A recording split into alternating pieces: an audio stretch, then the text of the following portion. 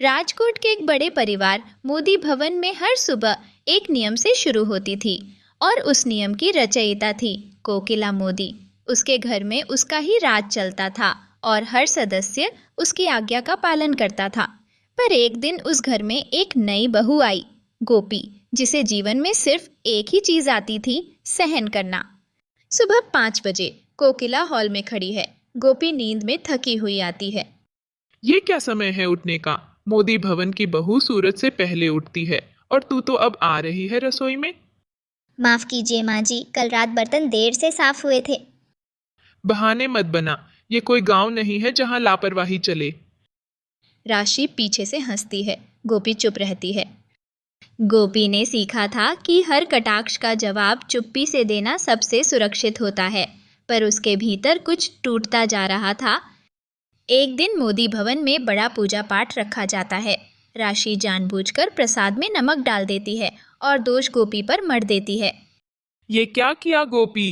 भगवान का अपमान कर दिया तूने। मैंने कुछ नहीं किया माँ जी। मैंने देखा माँ जी, गोपी ने खुद डब्बा बदला था।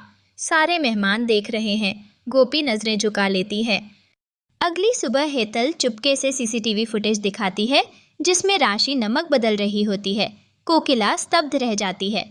गोपी, मैंने तुझसे बिना सुने बिना जाने बहुत कुछ कह दिया। माँ जी, मैंने आपको हमेशा माँ की तरह देखा। यही मेरी सबसे बड़ी पूजा थी। एक दिन कोकिला सबको बुलाती है। मैं आज सबके सामने स्वीकार करती हूँ, गोपी ही इस घर की असली बहू है, जिसने मेरी हर सजा को प्रेम से स्वीकारा और कभी शिकायत नहीं की। गोपी की आंखें भर आती हैं। अहेम धीरे से उसका हाथ पकड़ता है। मुझे माफ कर दो गोपी, मैं तुम्हारे साथ नहीं खड़ा हो पाया। अब जब आपने समझा तो सब माफ।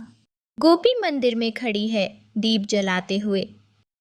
हे प्रभु, तूने मुझे कभी अकेला नहीं छोड़ा।